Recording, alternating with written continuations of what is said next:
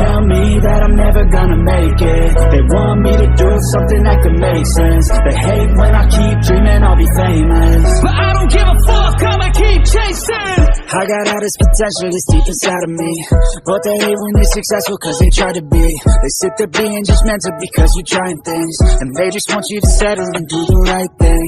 So get a good job, don't slack off. Wake up every morning, make a good impression on your boss. Don't do anything that I wouldn't do, and when you're making money, make sure you don't spend it too soon.